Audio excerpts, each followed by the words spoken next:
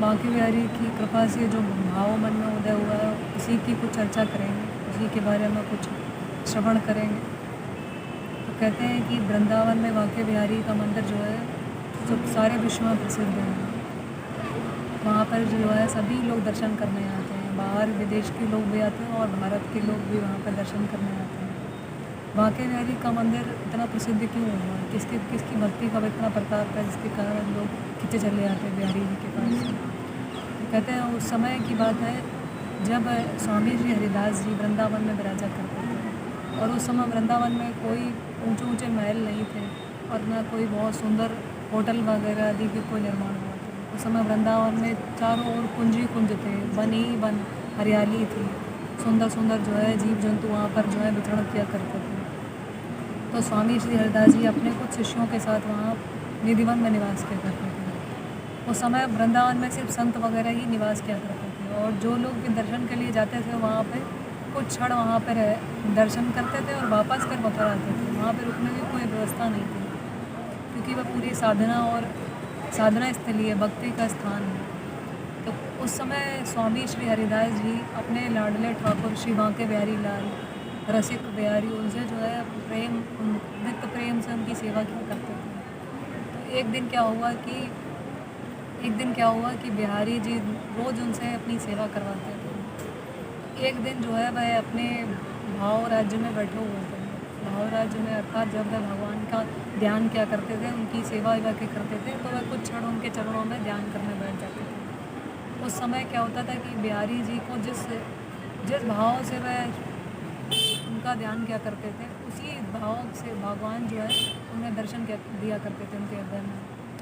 तो देखते क्या है कि बिहारी जी की सुंदर कुंज में जो है मूर्ति बनी हुई है। सभी जो है भगवान के परिकर के संत वगैरह हैं, वह गोपी रूप धारण करके भगवान की सेवा कर रहे हैं।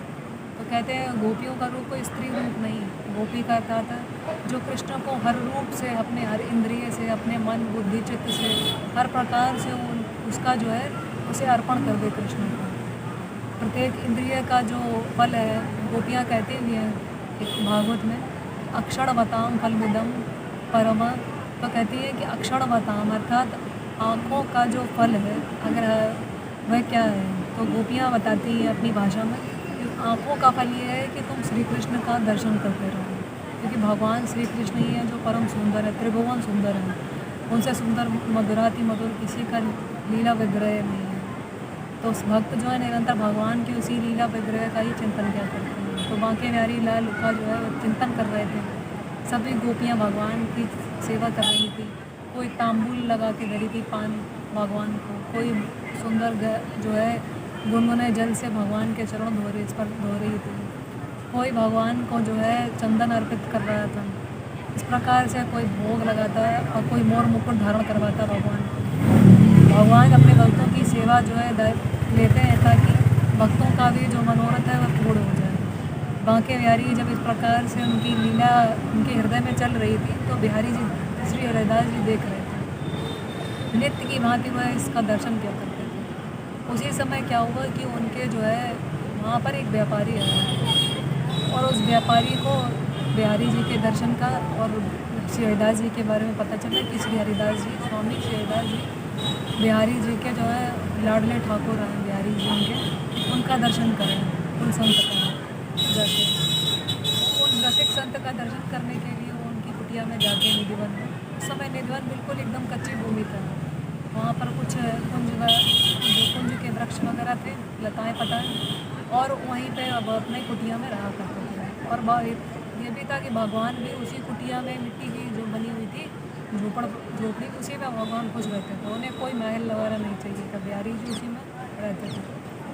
व्यापारी आया तो उसने कहा कि हमें जो है वह बिहारी जी के लिए कुछ प्रसाद में कुछ लेकर आया होगा। तो उसने अपने साथ जो वस्तु लेके आया था, इत्र, वह उनके चरणों में रख दिया और कहा कि इस इत्र को बिहारी जी को आज निवेदित कर दिया। तो बिहारी जी ने वो निवेदित करने की बात जो थी उनके कानों में पड़ी स्वामी श्री हरिदास जी की। तो उस समय श्री हरिदास जी ध्यान के प्रेम की अवस्था में थे। उनका एकदम प्रेम, इसमें जब व्यक्ति होता है तो उसके हृदय में भगवत प्रेम ऐसा होता है कि वहाँ पर जो उसमें व्यक्ति पूरी तरह कमल की भांति खिल जाता है। वहाँ पर उसके जैसे कमल का जो पराग होता है उसे उसको लेने के लिए जो है भ्रमर वगैरह आते हैं, क्योंकि उन्हें मिठास प्रिय है। ऐसे ही भगवान को भी अपने भक्तों के हृदय में जो प्रेम है उसकी मिठास प्रिय होती है। उस प्रेम को लेने के लिए वह किसी न किसी रूप में आ जाते हैं। तो उस प्रेम की मिठास में इतने वो चित्त उनका भींगा हुआ था कि उस व्यापारी ने जो इत्र लिया था, तो उस लीला में जो है सभी लोग सेवा तो कर रहे थे, लेकिन अभी किसी ने इत्र जो है भगवान के वस्त्रों में नहीं लगाया था। तो उसी समय क्या हुआ, व्यापारी ने इत्र दिया और उन्होंने जो है कहा कि बिहारी जी को आज सेवा में इत्र लगा दें।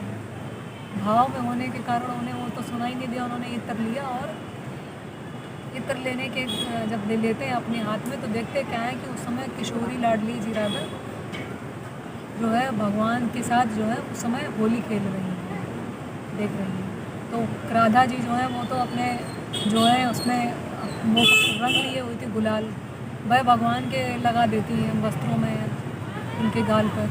लेकिन बिहारी जी के पास कुछ है ही नहीं रंग लगाने के लिए, तो अब क्या करें। तो देखा कि स्वामी श्रीदास ने कि श्यामा श्याम जी जो कुंज बिहारी लाल कि राधा जी के पास तो है गुलाल लेकिन बांके बिहारी के पास नहीं है। तो उन्होंने क्या किया, अपना जो इत्र था वह सेवा में ही भगवान को निवेदित किया और उस इत्र को बिहारी जी के रूप में उन बिहारी जी के माध्यम के द्वारा उसको उड़ेल दिया।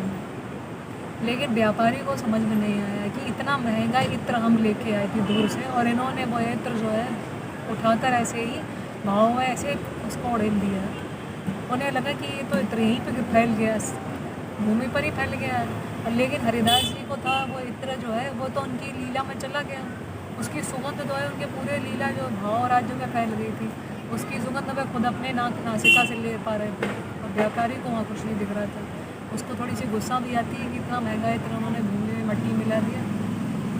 थोड़ी देर बाद जब उनकी वो अवस्था जब अपने भावों से बाहर आते हैं, बाहर चेतना में आते हैं, तो देखते क्या है कि बिहारी जी के मंदिर में स्वामी जी हरिदास जी व्यापारी के साथ दर्शन के लिए जाते हैं, उसके मन का जो प्रश्न था उसका उत्तर देने के लिए। क्योंकि कभी कभी जब प्रेम की अवस्था होती है तो व्यक्ति वहाँ पे समझ नहीं पाता है, जो बाहरी मनुष्य है वह समझ नहीं पाता, जिसका कोई साधना भजन नहीं है।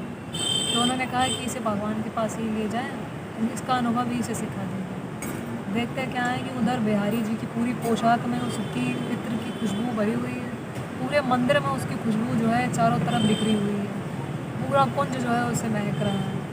लोग वो उसकी आंखों में एकदम जो है आंसू आ गए। उसने मन में सोचा कि हम जो है भगवान के भक्तों पर जो है संदेह कर रहे थे कि मेरी वस्तु जो है लाई हुई मिट्टी में मिल गई, उसका कोई मूल्य नहीं हुआ, लेकिन इधर तो भगवान ने उसे इतने अच्छे से धारण करके रखा। तब उन्होंने सोचा कि जो भक्त के हृदय की जो लीला होती है वह कोई काल्पनिक लीला नहीं है, वह तो साक्षात लौकिक लीला है। वह नित्य कुंज का जो भगवान का दर्शन होता है वह भक्त अपने हृदय में करते हैं और साधारण मनुष्य उसे कल्पना के रूप में उसकी मजाक भी बना देते हैं।